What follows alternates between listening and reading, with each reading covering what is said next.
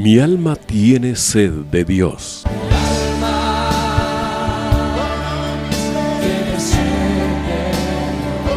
Un espacio que reconforta, alienta y motiva a la luz de la palabra de Dios. Un espacio de clamor e intercesión por todos aquellos que hoy necesitan una palabra de aliento de parte del Dios Todopoderoso.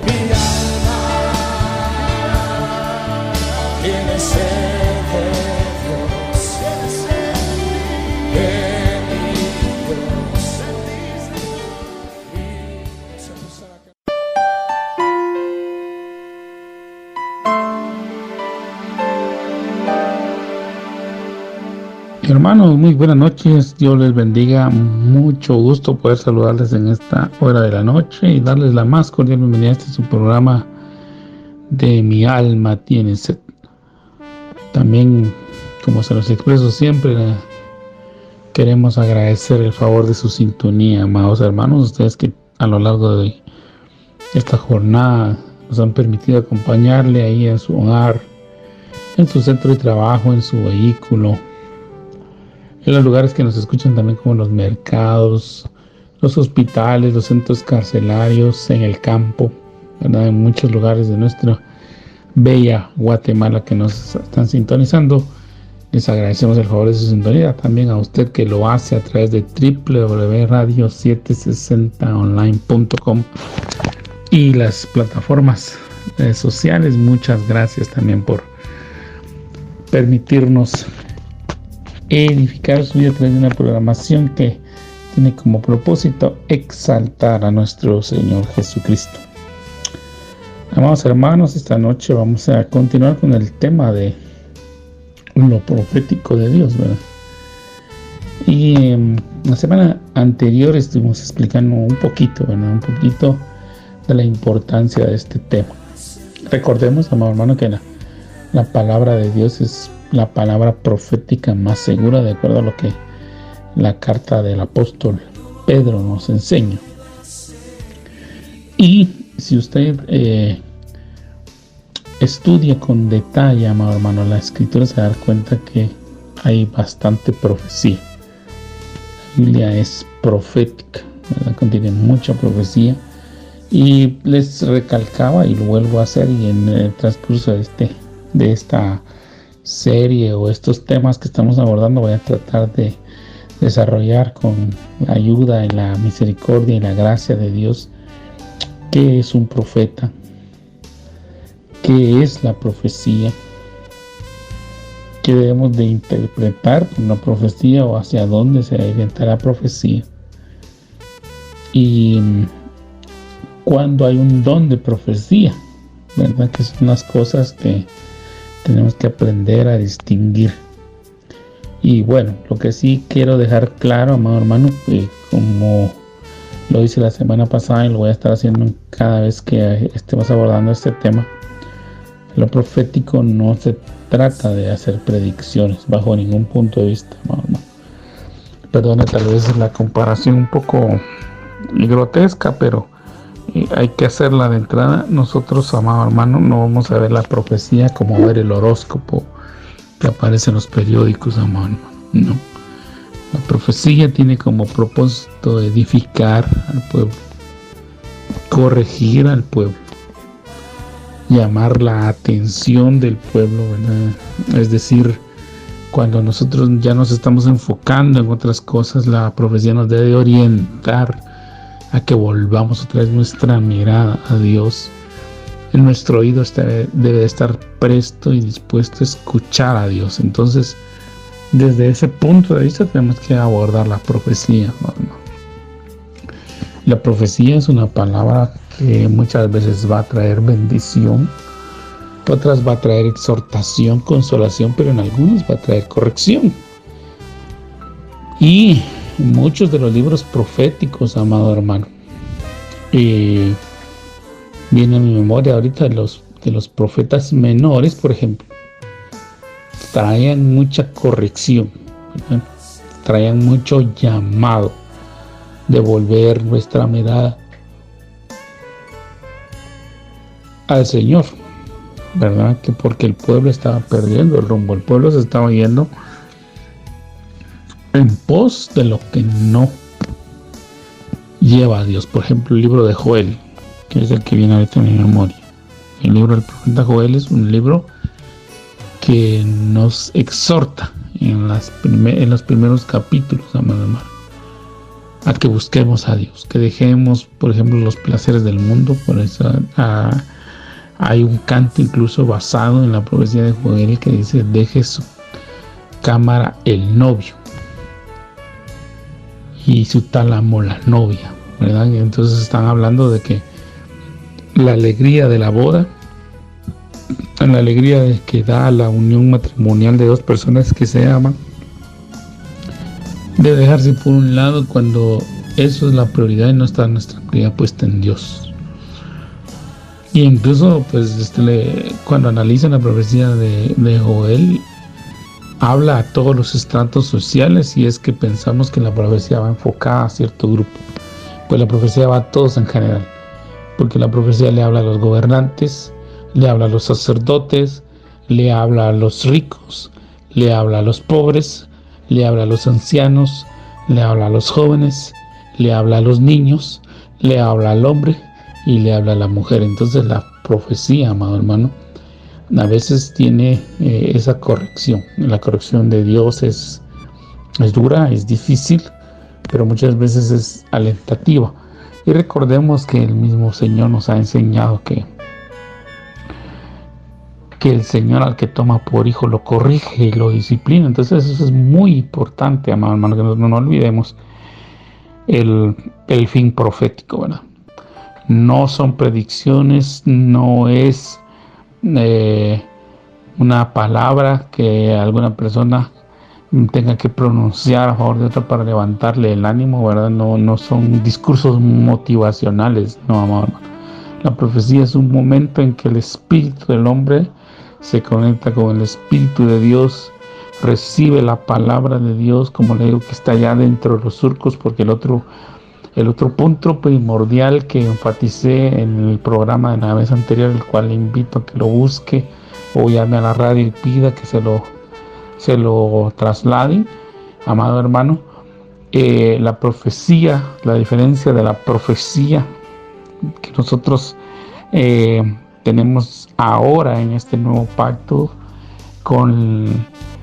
versus o comparada con la profecía del Antiguo Testamento, es que la profecía del Nuevo Testamento se debe enmarcar o está delimitada por lo que la palabra de Dios dice, es decir, por todo lo que está dentro del canon bíblico. Esa es la delimitación de la profecía. Y entonces la profecía va a venir en determinado momento, dependiendo de la circunstancia, del momento oportuno en que Dios va a tomar esa palabra. Una de las palabras que están en la escritura nos la va a trasladar, nos la va a recordar, pero le va a dar un sentido o nos va a mover que de acuerdo al sentido del espíritu en ese momento le vamos a poder dar un enfoque que sirva para edificar, redarguir, animar, consolar, confortar o corregir al pueblo de Dios. Entonces, amado hermano, no debemos de olvidar que la profecía del nuevo pacto, del Nuevo Testamento, de la iglesia actual, está enmarcada dentro del surco de la palabra. Y como le comento, todos los libros tienen algo de profecía o nos hablan de algún profeta. Le mencionaba que desde el inicio a uno de los primeros que yo veo que le llaman profeta es Abraham. Abraham, nuestro padre en la fe, se le llama profeta. Y él está en el Génesis. Luego en Éxodo pues está Moisés. A Moisés se le reconoce como uno de los más grandes profetas. En el libro de Josué vemos también el mover profético, ¿verdad? Hay también un mensaje de profecía. En los libros de los jueces también hay profetas, aparecen profetas. Viene la profecía de parte de Dios, muchas veces enviada o mejor dicho, dada a través de ángeles, o otras veces utilizando a profetas. Está como por ejemplo la profetisa Débora en el libro de los jueces. Y así, si vamos viendo, cada uno de los libros tiene un mensaje profético. El ejemplo más claro de un libro profético es el libro de Ruth. Aunque nos está contando una historia que ya sucedió en el tiempo, porque es evidente que sucedió. ¿Qué me baso para decir que sucedió? Porque vemos que Ruth es antepasado de David.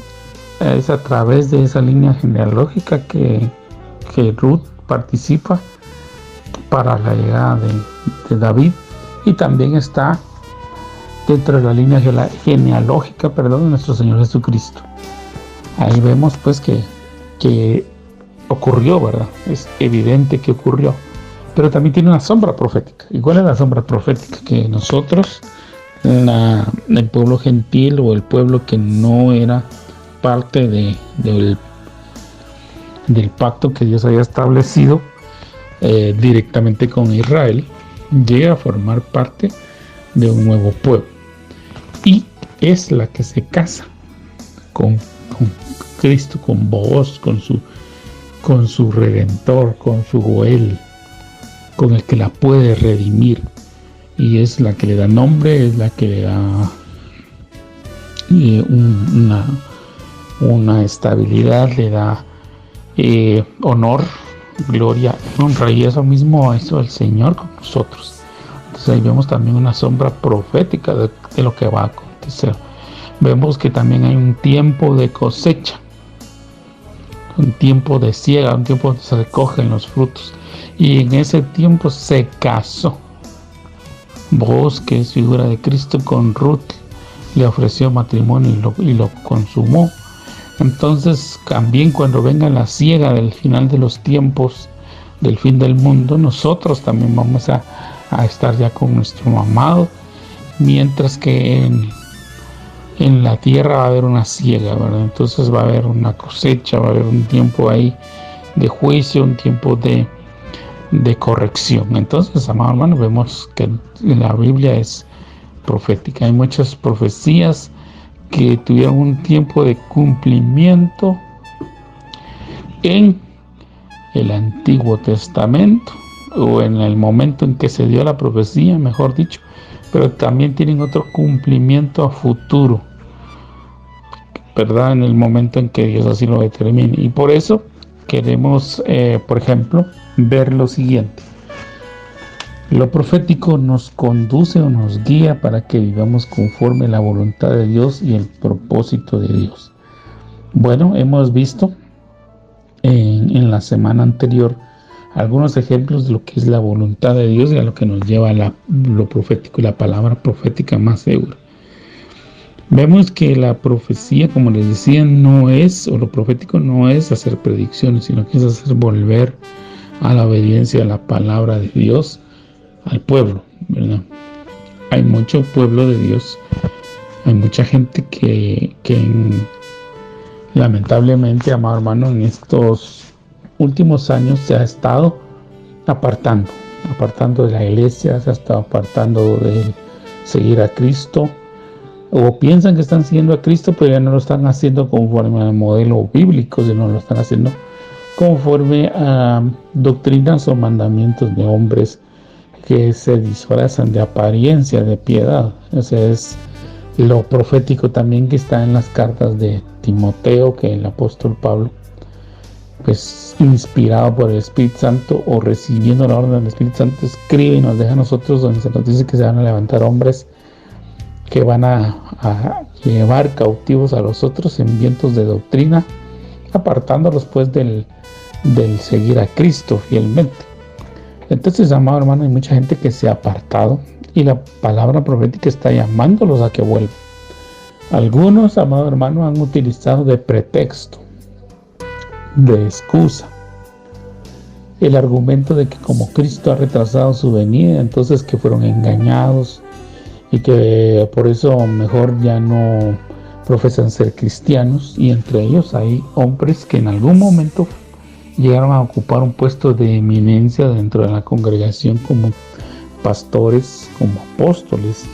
Inclusive ahora se les habla de coach cristiano, se empiezan a utilizar otras terminologías que no son bíblicas, sino que son obviamente copia del mundo, y ya no se habla de tener un compromiso con Dios. Entonces estas personas han utilizado el texto que como el Señor ha retrasado su venida, que el Señor no viene, y el cumplimiento de las señales que están en la Biblia ya se está dando, y no ven ellos que el Señor materialice su venida. Pues entonces muchos han optado como por dejar el puesto, ¿no? Como diciendo, bueno, que el Señor pase la vergüenza, ¿no? Yo ya no la paso mal, pero al final los que van a resultar avergonzados son ellos y no el Señor, porque el Señor no va a dejar sin cumplimiento su palabra. Entonces vemos pues en la palabra profética el siguiente texto, el siguiente verso bíblico. Segunda de Pedro, en la segunda carta del apóstol Pedro, capítulo 3, verso 9, dice: el Señor no retarda su promesa, según algunos la tienen por tardanza, sino que es paciente para con nosotros, no queriendo que ninguno perezca, sino que todos procedan al arrepentimiento. Y es ahí donde vemos entonces que el Señor sí ha retrasado su venida, amado hermano, porque la cantidad de señales que vemos es impresionante. No dudamos de la venida del Señor, pero si Él no la ha terminado de concretar, ha sido porque seguramente, como la Biblia nos lo enseña, los ojos del Señor recorren la tierra constantemente y se da cuenta pues de que nosotros como iglesia, nosotros como pueblo, en primer lugar, no hemos descuidado nuestra preparación. Seguramente no estamos preparados y aún falta muchas personas, inclusive familiares nuestros, que seguramente no han reconocido al Señor Jesús como Señor y Salvador. Y es ahí entonces donde vemos que el Señor sigue extendiendo su misericordia, pero definitivamente hay un tiempo que esa misericordia el Señor la va a tener que quitar y va a concretizar y materializar su venida. Pero el deber nuestro, amado hermano, como la misma palabra nos dice, es que nosotros debemos de esperar a nuestro Señor y debemos de velar y perseverar y esperarlo.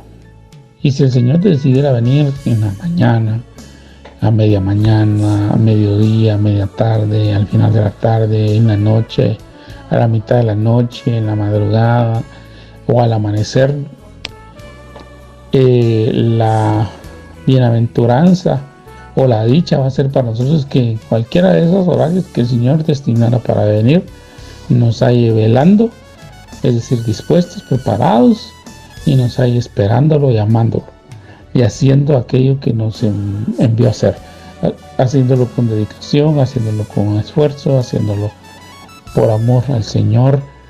Y aunque tal vez en algún momento nos sintamos débiles, en que en algún momento nos sintamos desfallecer, pues tengamos ese coraje, esa valentía de doblar nuestras rodillas y pedirle al Señor que renueve nuestras fuerzas y nos ayude, nos muestre dónde estamos fallando, que nos renueve las fuerzas, nos renueve el entendimiento, nos continúe llenando de su espíritu, de su amor, de su gracia, de su favor para seguir adelante. Y entonces en esta noche, amado hermano, con el tiempo que me queda, voy a tratar de irle mostrando la veracidad de la profecía bíblica. Yo estoy claro que Dios no necesita que nadie lo defienda, amado hermano, no, bajo ningún punto de vista. Tampoco ese es mi propósito. Mi propósito es enseñarle, a transmitirle con la ayuda de Dios de la mejor manera posible lo que en la palabra del Señor está escrito, y que nos bendiga y nos edifique y nos fortalezca y nos anime. Ese es el propósito. Y entonces vamos a ver algunos ejemplos para que usted tome nota de los mismos. Y como le dije la semana pasada y le repito ahora, juntos, amado hermano, estudiemos la Biblia. Como le digo, son conceptos grandes, tal vez yo no tengo la elocuencia y las palabras exactas para poderle transmitir, pero sí necesitamos entender, comprender, pedirle al Espíritu Santo que nos ilumine, pedirle al Espíritu Santo que nos enseñe, que nos ministre para poder distinguir qué es un profeta, qué es una profecía, qué es un don profético y poderlo encarrilar en cualquiera o encuadrar en esos conceptos y a quién, por ejemplo, vamos a tomar como un verdadero profeta y a quién no, ¿verdad? Porque la misma palabra del Señor, la Biblia misma nos enseña cuándo debemos de tomar por cierto a un profeta, ¿verdad? Como verdadero. Así que empezando, amado hermano, en el libro de Génesis, capítulo número 15, versos 9 al 14. Ahí pues algunos se los voy a narrar, algunos se los voy a leer. Pero en el capítulo 15 del libro de Génesis, en la porción del verso 9 al 14, vemos que Dios le ordena a Abraham que traiga unos animales para hacer un pacto con él. Él está estableciendo un pacto con él y dice así la escritura: tráeme una becerra de 3 años, una cabra de 3 años, un carnero de 3 años, una tórtola también y un palomino. Y tomó él todo esto y los partió por la mitad y puso cada mitad enfrente de la otra. Mas no partió las aves y descendían las aves de rapiña sobre los cuerpos muertos de Abraham, las ahuyentaba.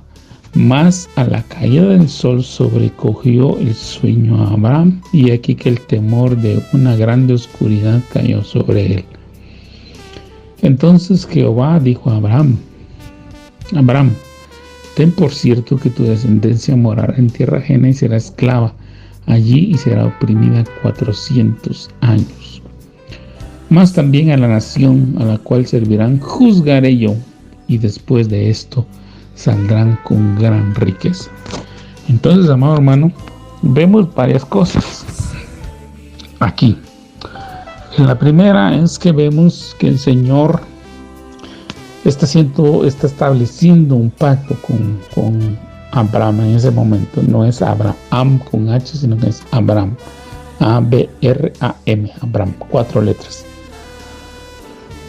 Y le da una instrucción que vamos a platicar en un momento sobre ciertos animales, y vemos aquí una cosa que ahorita, relacionándolo con lo que veníamos platicando de esperar al Señor, me toca el corazón, y es que Abraham dice que hizo el sacrificio. Vemos que habían 5 tipos de animales. Y dice la escritura que él los sacrificó, y los que tenía que partir por la mitad, él los partió con excepción de las aves, y que estuvo esperando la manifestación de Dios. Y fíjese, ahí vemos una cosa que ahorita primero Dios consigo la gracia para poder rendir a usted. Y estuvo esperando con los animales partidos ahí, y dice que las aves que, de acuerdo a Mateo 13, a la parábola del buen sembrador, representan a esos espíritus inmundos que muchas veces quieren robar la semilla, representan al diablo que a veces quiere robar la semilla de la palabra de Dios para quitar el gozo, la esperanza, la vida de las personas, porque recordemos que la palabra de Dios transmite vida a nuestra vida, transmite vida a nuestro espíritu, transmite vida a nuestra alma. Y entonces acá dice que Abraham ahuyentaba esas aves para que no se posaran sobre el sacrificio que él había realizado. Y de repente cayó la oscuridad. En la caída del sol dice que sobrecogió el sueño a Abraham. Es decir, que Abraham pues manifiesta la naturaleza humana en ese momento, amado.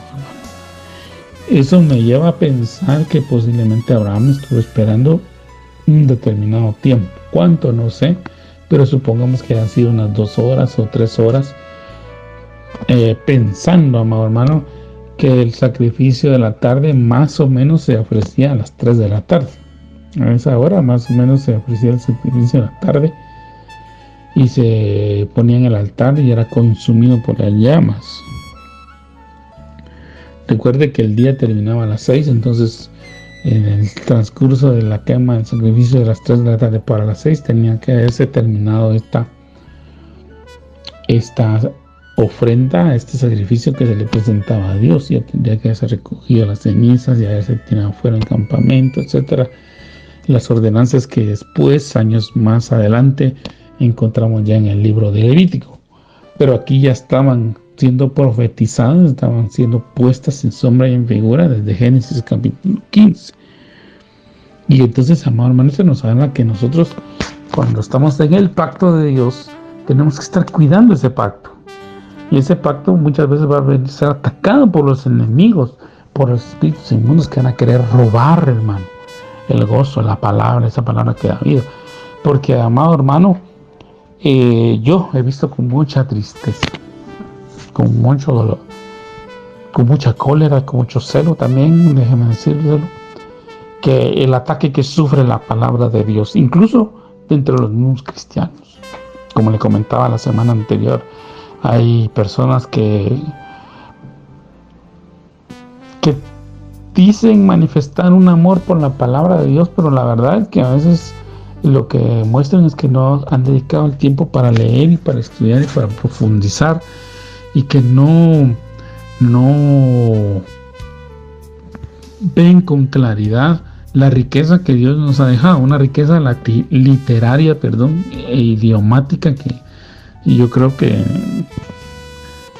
como seres humanos nunca vamos a llegar a comprender, amado hermano, porque les comentaba que la palabra de Dios está escrita en 3 idiomas, hebreo, arameo y griego, y cada palabra tiene acepciones muy ricas, son abundantes, es decir, que a veces tienen entre 8 a 20 formas de traducirse una palabra, y cada uno nos va dando una riqueza, y cada uno nos va dando una enseñanza, y cada uno nos va dando una bendición y una gloria tan grande. Pero a veces lo que los hermanos no entienden es que los textos originales, por haberse escrito en papiros y haberse escrito a mano, muchos de ellos se han perdido. Y algunos, los que existen hoy, que existen todavía, gracias a Dios, las 5,000 copias que existen del Nuevo Testamento, más las copias que existen del Antiguo Testamento en sus diferentes variantes que hay en los diferentes papiros, en el papiro 51, el papiro 46, papiro 45, el texto siniático, el texto y bizantino. Hay una serie de riquezas hermosas igual en el Nuevo Testamento, el texto receptus, el texto crítico y muchos otros pergaminos y traducciones en otros idiomas que concuerdan con lo que se ha traducido y se ha enseñado en algunas versiones de la Biblia. Por eso les repetía las muchas versiones. Atacan la palabra de Dios, y entonces ahora dentro del mismo pueblo de Dios una denominación critica a otra, porque si la otra denominación utiliza X versión de la Biblia, son unos herejes. Amado hermano, la palabra nos dice en el Salmo 119, versos 172, la suma de tu palabra es verdad. Y nosotros, para poder entender entonces lo que Dios nos enseñó, nosotros deberíamos de aprender 3 idiomas: hebreo, arameo y griego. Y tendríamos que aprenderlo dentro del contexto bíblico, y tendríamos que aprender los 3 idiomas para que entonces, en lugar de tener una versión en español de la Biblia, mejor buscáramos en los originales, y entonces tal vez nuestro entendimiento tendría que ensanchar más, pero no llegar al punto de decir, no, como tú dices tal versión de la Biblia, ustedes son los herejes, o si ustedes usan tal versión de la Biblia, ustedes son los anticuados, o ustedes son aquí, son allá, o causar división entre el pueblo de Dios, porque en algunos estudiamos cierta versión de la Biblia, o a veces utilizamos varias Biblias cuando estamos haciendo una enseñanza bíblica, y manifiestan burla, manifiestan crítica, manifiestan que no estamos enseñando la verdad. Y verdaderamente, amado hermano, estamos tratando de con todos los recursos que nos ha bendecido, porque si a una generación el Señor le va a demandar mucho es a la nuestra, porque a nosotros nos ha dado una infinidad de recursos, hermano. Hay Biblias de estudio muy buenas, hay material que se puede utilizar para el estudio bíblico, comentarios, hay diccionarios, hay programas de computación en los cuales usted puede tener el texto bíblico y hacer un estudio extensivo de muchas cosas, hermano, y que nos pone a ver el griego, el arameo, el hebreo, sus diferentes acepciones, etcétera. O sea, el Señor nos ha dado una cantidad de herramientas. Usted puede tener Biblia en su teléfono, en su tablet, en su computadora, en el internet. Hay personas que se han ocupado o han tomado la misión, la responsabilidad, mejor dicho, de preservar el texto bíblico, y usted puede incluso, amado hermano, ahora en varias páginas de internet consultar simultáneamente varias versiones de la Biblia en línea sobre un mismo texto, y usted puede leerlos en paralelo, 4 versiones, 5 o 6, las que usted quiera, del mismo texto en el mismo momento. O sea, nosotros tenemos herramientas ahora para estudiar la palabra del Señor, que muchas veces otras generaciones anteriores no la tuvieron. Y tenemos ahora la ventaja de tener un dispositivo que podemos cargar en la palma de nuestra mano, una cantidad de traducciones, de versiones de la Biblia con sus herramientas de estudio, sin tener que llevar, como algunos se burlaban antes, ¿verdad?, la carreta con un montón de Biblias y diccionarios a la iglesia, amado.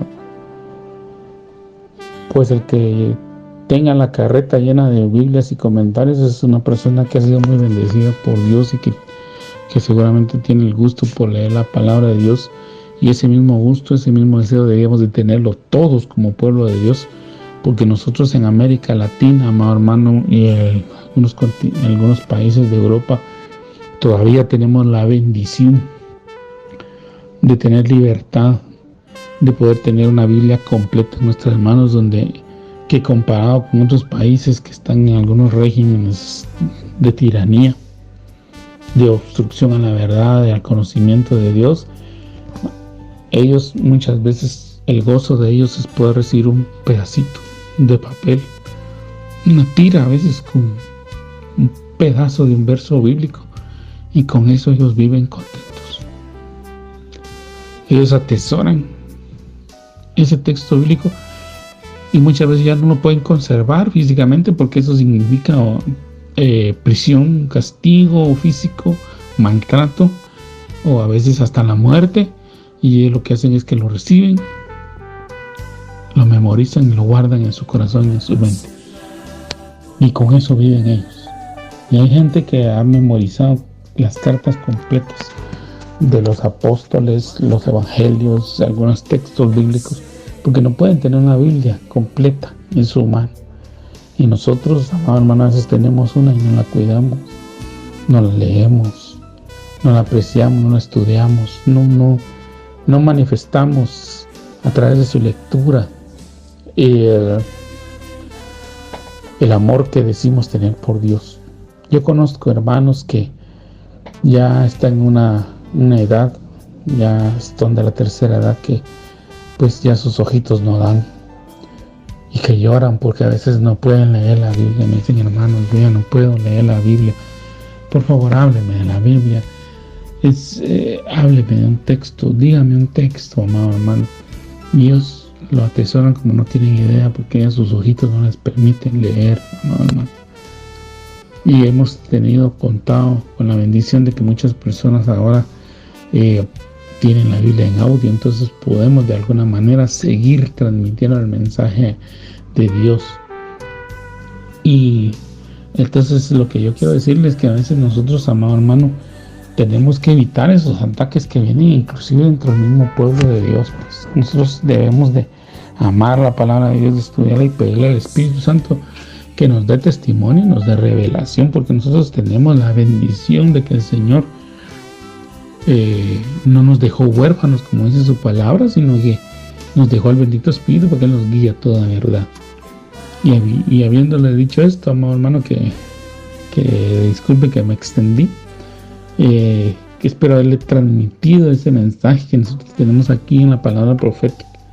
Y le mencionaba que en esta porción de Génesis, el Señor le está hablando a Abraham y le habla de que va a estar cautivo su descendencia. Le dice que va a tener descendencia cuando él, en estas alturas de Génesis, no tiene hijo. No tiene ni siquiera a Ismael. Él sigue estando sin poder tener hijos. Y de hecho el capítulo así empieza reclamándole a Dios. Perdón, de amado hermano, es que a veces nosotros somos meros, ay Dios, no sé qué palabra utilizarle, pero somos meros lentos. Nosotros creemos que podemos reclamarle a Dios. Pero esa es una de las cosas que a mí me apasiona la Biblia, porque no esconde eso que hizo Abraham. No lo sanitiza, como está la palabra ahí que no está correcta, la palabra que está de moda, sanitizar, que está mal dicho también. No la higieniza, hermano, no quita ese pasaje, no dice, uy, no, Abraham es el padre de la fe y es San Abraham, no quitemos eso y pongámoslo más alegórico, ¿no? Así tal y como ocurrieron los hechos, Abraham le alegó a Dios, así, en pocas palabras le dijo, mira, Señor, ¿qué más son? Yo no tengo hijo. Tú me estás hablando de que va a tener tierra y que va a tener esto y va a tener otro, pero yo no tengo ni un hijo. Entonces, en otras palabras, le digo, mira, Señor, yo no es que, mira, yo te agradezco todo ese promesa que me estás dando, pero yo no veo en ningún momento el cumplimiento, pues, no tengo hijo. ¿Y cómo tú me estás hablando de que va a tener tierra, que va a tener esto, que va a tener lo otro? No tengo ni un hijo. Y Dios lo sacó y lo hizo ver los cielos y las estrellas. Y le dijo, cuenta las estrellas, a ver, pues, cuéntalas. Y empezó Abraham ahí.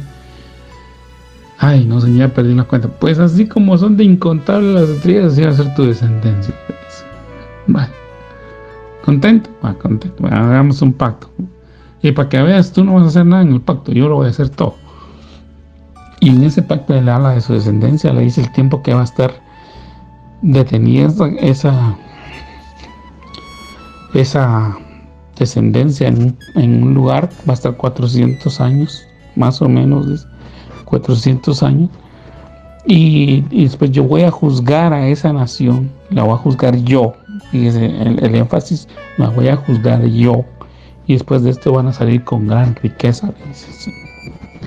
Y obviamente en el principio pues le habla de los animales, la becerra, la cabra, el carnero, la tórtola, el palomino. Y si usted se da cuenta, amado hermano, ya en años después, en el libro de Levítico, el Señor le da una ordenanza precisa acerca de el sacrificio que tiene que hacer con este tipo de animales. Entonces vemos ahí lo profético de Dios. Bueno, entonces vemos que le dijo dos cosas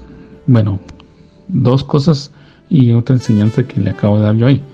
Una es que iban a estar 400 años y que iba a juzgar a la nación donde iba a estar la descendencia. Y le dijo claramente que iba a ser esclava. Miren la claridad con la que Dios habla. Ten por cierto que tu descendencia morará en tierra ajena y será esclava ahí. No le dijo van a ser dueños, van a ser empresarios, van a ser esto, no. El Señor desde el principio le dijo van a ser esclavos.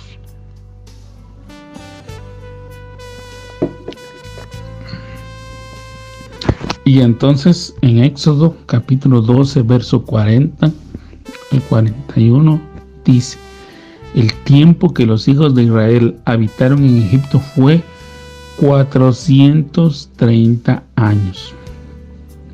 Y pasados los 430 años, en el mismo día, todas las huestes de Jehová salieron de la tierra de Egipto. Aleluya, aleluya, gloria a Dios. Entonces ahí vemos, amado hermano, que el Señor 430 años después le está cumpliendo a Abraham lo que le ofreció. Por eso le digo la certeza de la profecía. Y lo sigue cumpliendo hoy. Porque cada día, amado hermano, el Señor saca del mundo, que es figura de Egipto, a través de nuestro libertador, que es Jesús, a hijos de Israel, a hijos de la fe, a los hijos del Padre de la fe, o por medio de la fe los saca de Egipto y los liberta, y nos saca del cautiverio del pecado, del cautiverio de los vicios, del cautiverio de la enfermedad. Los sigue libertando porque nuestro Dios es eterno. Amén, amén. Si usted estuviera aquí, yo le diría de un aplauso fuerte al Señor. Pero ahí está donde usted está, gócese, amado hermano. Y luego dice en Éxodo capítulo 12, versos 35 y 36, dice: e hicieron los hijos de Israel conforme al mandamiento de Moisés, pidiendo a los egipcios alhajas de plata y de oro y vestidos, y Jehová dio gracia al pueblo delante de los egipcios, y les dieron cuanto pedían, y así despojaron a los egipcios. Y obviamente, amado hermano, yo tendría que citarle desde Éxodo capítulo 4, 5, 6, 7, 8, 9 y 10, para hacerle ver que ahí el Señor manifestó los juicios de él, las famosas 10 plagas. Dios juzgó a esa nación que tuvo cautivo a su pueblo. Y vemos que dice que iban a salir con gran riqueza. ¿Y cuándo salieron? Cuando el Señor los libertó en Éxodo 35 y 36, vemos de que ahí el pueblo vino y pidió. Y los egipcios les dieron, les devolvieron les dieron ese dinero, amado. Así que vemos entonces, amado hermano, que ahí hay un ejemplo de cómo es que la palabra profética se va a cumplir. Le voy a dar otros ejemplos. Ejemplo número 2, en Malaquías capítulo número 3, verso 1. Malaquías también es un libro profético, amado hermano. Por eso le digo, y habla. Y si usted se da cuenta, ese libro es el que más, bueno, todos los libros proféticos, pero en ese libro es una de las últimas exhortaciones que el Señor le está dando al pueblo de Israel antes de que ocurra el silencio de 430 años, más o menos 430 años que hubo de silencio, que ocurren entre Malaquías y Mateo. Por eso es que en las Biblias vemos a veces que ponen una hoja en blanco, ¿verdad? Para que nosotros veamos que esa página no está ahí de más, pues, si no es una hoja para que usemos para anotar, sino que el mensaje que nos está dando es el silencio que Dios tuvo con su pueblo, porque debido a la desobediencia del pueblo, el Señor les dejó de hablar por 400 años, hasta que posteriormente el Señor vuelve a hablar a través de Juan, para empezar lo que nosotros conocemos como el Nuevo Testamento. Y entonces dice aquí: he aquí yo envío mi mensajero, el cual preparará camino delante de mí. Y vendrá súbitamente a su templo el Señor a quien vosotros buscáis, y el ángel del pacto a quien deseáis vosotros. He aquí viene, ha dicho Jehová de los ejércitos. Bueno, entonces ahora vamos al Nuevo Testamento, en el Evangelio de Lucas, capítulo 1, versículos 76 al 78. Evangelio de Lucas, capítulo 1, versículos 76 al 78, dice: y tú, niño, profeta del Altísimo, serás llamado, porque irás delante de la presencia del Señor para preparar sus caminos, y para dar conocimiento y salvación a su pueblo para perdón de sus pecados. Entonces, amado hermano, en estas dos porciones que hemos visto, Malaquías 3:1 y el Evangelio de Lucas capítulo 1, versos 76 al 78, vemos que el Señor da una palabra profética, una profecía. Vemos lo profético de Dios aquí. Él dice: he aquí yo envío mi mensajero, el cual preparará camino delante de ti. Y vendrá súbitamente a su templo el Señor a quien vosotros buscáis, y el ángel de su pacto a quien deseáis vosotros. Y aquí viene, ha dicho Jehová a los ejércitos. Y entonces vemos, amado hermano, que Esta profecía tiene su cumplimiento en el Evangelio de Lucas capítulo 1 versos 76 a 78, porque el mensajero que viene y que se manifiesta para preparar el camino es Juan, al que nosotros llamamos Juan el Bautista. Y en el Evangelio de Lucas capítulo 1 versos 76 al 78 se nos habla de la profecía, se nos habla de la misión que había sido predicha proféticamente por Dios. Zacarías como papá la está virtiendo sobre su hijo Juan y empieza a decirle a él las palabras que Dios había manifestado acerca de él, la misión que él iba a cumplir. Y le dice: tú, niño, profeta del Altísimo serás llamado, porque irás delante de la presencia del Señor para preparar sus caminos, para dar conocimiento de salvación a su pueblo y para perdón de pecados. Y entonces vemos que obviamente en el ministerio de Juan, al que nosotros llamamos el Bautista, pues él empieza a pregonar la venida al reino de Dios, que el reino de los cielos se ha acercado, que hay que necesario arrepentirse para los pecados, y él tiene la bienaventuranza, amado hermano, la dicha, el gozo de que viene Jesús, nuestro Señor Jesús, y se bautiza siendo obediente, se bautiza, los cielos se abren y Juan ve, se le abren los ojos espirituales, el entendimiento, él ve cómo los cielos se abren, escucha esa voz de los cielos que dice: aquí mi Hijo amado, en cual mi alma se complace, y ve descender al Espíritu Santo y posarse sobre Jesús.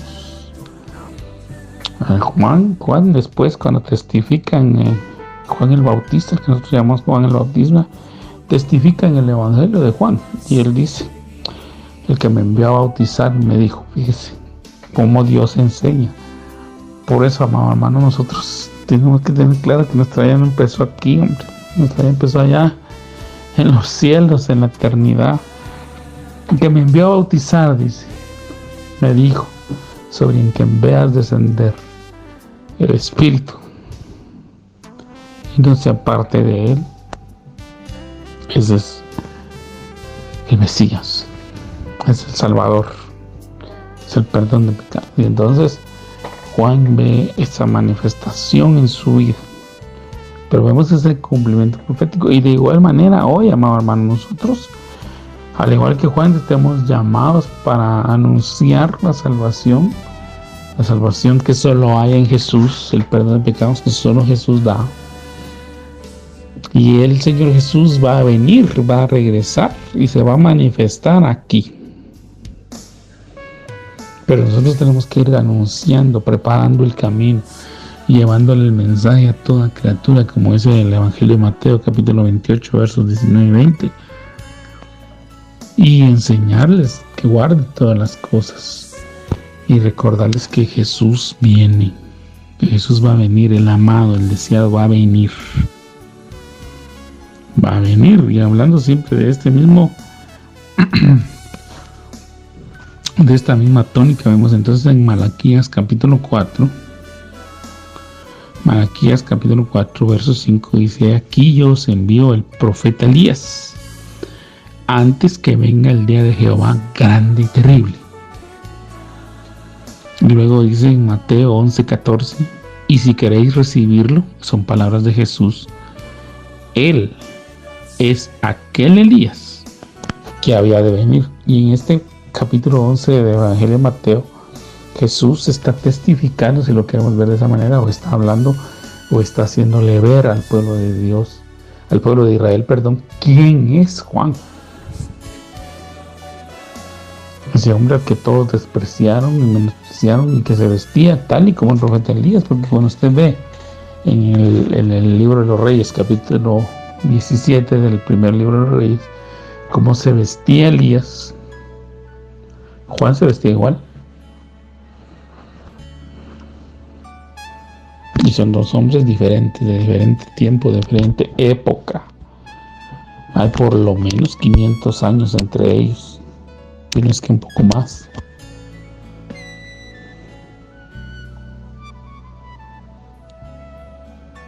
Y el Señor, profetizando, dando la palabra profética en Malaquías, dice que va a venir Elías otra vez, porque Elías, usted sabe que subió a los cielos sin ver muerte. Y entonces vemos que en Juan, que nosotros llamamos el Bautista, se manifiesta parte de este cumplimiento profético. Pero de igual manera nosotros lo tenemos que estar manifestando, porque nosotros somos esos enviados de parte de Dios que vamos a hablar sobre la restauración. La restauración que solo en Jesús podemos encontrar. Solo en Él. No hay otra fuente para restaurar que no sea el Señor. Y lo tenemos que anunciar porque el día de Jehová, por eso yo digo, de dos eventos proféticos que yo enfaticé que iba a hablar en el programa pasado, y que pues no sé cuándo el Señor me va a habilitar, porque estamos explicando estas cosas. Vamos a hablar de 2 días: el día de Cristo y el día de Jehová. Y de esos 2 días, el que la iglesia debe estar anhelando y deseando y esperando con todo su corazón es el día de Cristo, porque ese es el día en que el Señor toma a su iglesia y se la lleva. Te la lleva para que no vea los juicios, para que no sufra la ira de Dios, porque Jesús ya pagó por esa ira. Jesús ya llevó sobre su cuerpo el castigo, la ira de Dios, que no va a sufrir la iglesia que cree en Él, que lo espera, que lo ama. Principalmente que lo ama, que guarda sus mandamientos y que lo espera. Entonces viene y toma esa iglesia en el día de Cristo. Pero ya el día de Jehová, del cual hablan los profetas, el Nuevo Testamento y sobre todo el Apocalipsis, está hablando de los juicios, de esos juicios que deben de ocurrir y que se van a manifestar con fuerza y de una manera más grotesca de lo que estamos viendo ahora, hermano. Algunos dicen que estamos en juicio de Dios, pero la verdad, hermano, el juicio de Dios se va a manifestar cuando la iglesia sea quitada.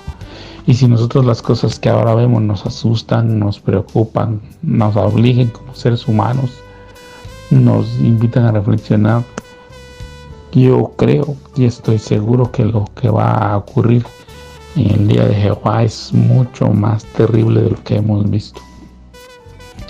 Fíjese que de acuerdo a lo que Apocalipsis dice y menciona ya de los días del día de Jehová, del día del Señor, cuando la iglesia ya no está, dice que los hombres van a desear la muerte, la van a buscar y no la van a encontrar, porque va a ser tan terrible la cuestión.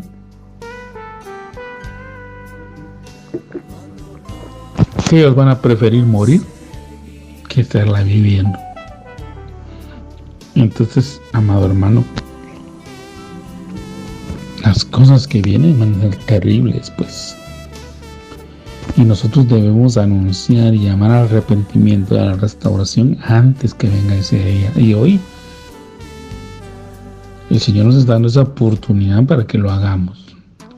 Hoy, amado hermano, nosotros tenemos la oportunidad de anunciar el Evangelio aún de una u otra manera. Tal vez usted por sus contactos, yo sé que ahora pues la modalidad ha cambiado, amado hermano, ahora todo es por videollamada, por conferencias.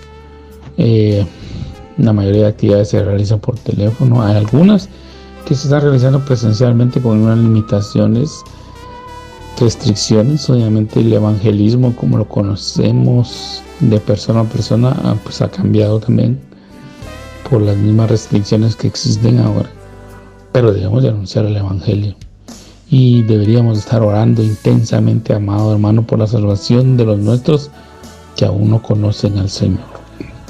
Deberíamos de estar gimiendo, amado. Deberíamos de estar buscando en ayuno para que el Señor tenga misericordia Y si tal vez nosotros por alguna circunstancia, tal vez porque hemos sido piedra de tropiezo, tal vez porque no hemos tenido esa facilidad de poder transmitirles el mensaje a nuestros familiares, que el Señor envía a un obrero, hermano, que Dios envíe de alguna manera ese mensaje de esperanza y salvación para que los nuestros se salven. Debemos de reflexionar, hermano, porque quizá en el mundo todavía están nuestros padres o nuestros hermanos, tíos, primos, sobrinos, toda la familia que el Señor nos da, porque hay familias que son numerosas, hermano, y que se han distanciado, que tal vez están uno en una región, el otro en otra, o quizá una parte de la familia se fue a otro país, pero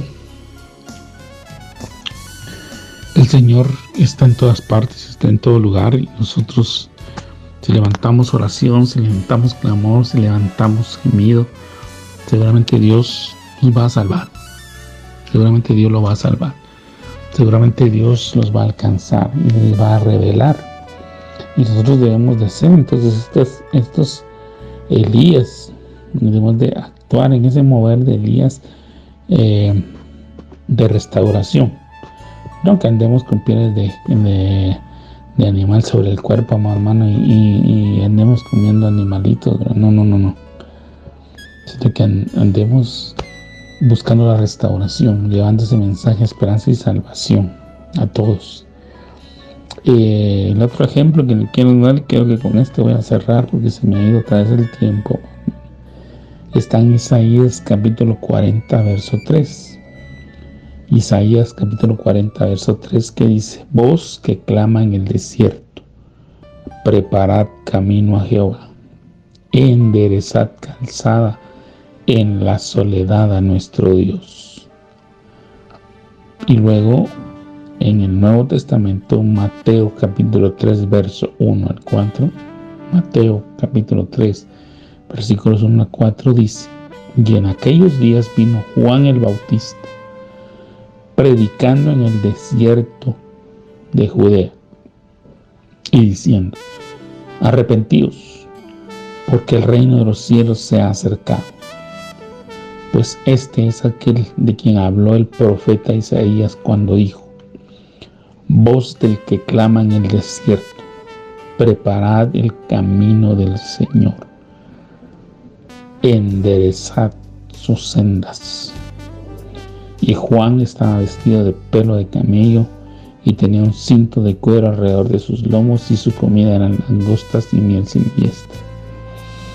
Y entonces, amado hermano, al igual que lo hemos estado comentando y que ahora lo confirmo con estos dos versos que le cito, nosotros, amado hermano, debemos de ir predicando que el reino de los cielos se ha acercado, y debemos de preparar el camino del Señor. ¿En dónde? En el desierto. El desierto es una zona árida, amado hermano, es una zona calurosa, de extremo calor en el día y de extremo frío en las noches, donde hay soledad, donde hay animales salvajes, hay insectos mortales, mortíferos, venenosos. Y esta situación de desierto ahora se ha extendido en todo el mundo a través de esta pandemia. Hay gente que pareciera que está en ese desierto de soledad por las restricciones, las limitaciones a la movilidad que se están dando, con extremo calor por el esfuerzo, el estrés que se mantiene, el frío de la soledad, de la ausencia de los familiares o los seres queridos que se han perdido, el frío por la falta de techo, de alimento, de vestido, por los problemas económicos que algunos están viviendo. Y entonces, amado hermano, nosotros debemos de hacer ese mensaje de esperanza y salvación en medio de un pueblo, en medio de una nación que está clamando. Yo sé que hay mucha necesidad, amado, y que tal vez la excusa que nosotros ponemos es que en el mundo hay mucho pecado, hay mucha maldad, que nos podemos contaminar, etc. Pues, amado hermano, nosotros hemos sido llamados a llevar el mensaje de esperanza. Y Dios es fiel, Dios sabe, Dios no se va a olvidar de nosotros, Dios nos va a dirigir. Tenemos a su bendito Espíritu Santo para que hagamos la obra de una manera eficaz y efectiva, amado hermano. Así que yo quiero invitarle en esta noche que todo esto que hemos hablado usted lo atesore en su corazón y que pueda ser de bendición para su vida. Si el Señor lo permite, pues hablaremos en otra oportunidad, y si no, pues yo le insto a que usted siga buscando en la Biblia todo lo que tiene que ver con lo profético, la profecía, el profeta y el don de profecía, y que lo vaya analizando a la luz de la palabra, y para que sea de bendición para su vida. Y le invito a que siga en sintonía de Radio 760, que nos siga bendiciendo con su sintonía, pero también con sus oraciones, amado hermano, a favor de este medio de comunicación, y todos aquellos que tenemos el privilegio de alguna manera de poder participar en ella, para poder seguir edificando y bendiciendo al pueblo del Señor. Que Dios le bendiga, que Dios le guarde, que el Señor siga manifestando su gloria en su vida. Lo bendecimos a usted en el nombre de Jesús. Amén y amén. Que pase buena noche, amado hermano.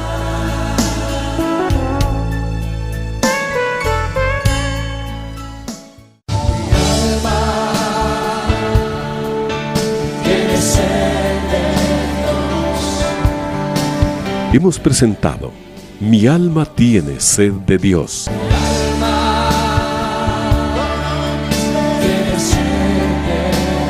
Te invitamos a escuchar nuestra próxima audición, cuando nuevamente estaremos delante del Señor exclamando: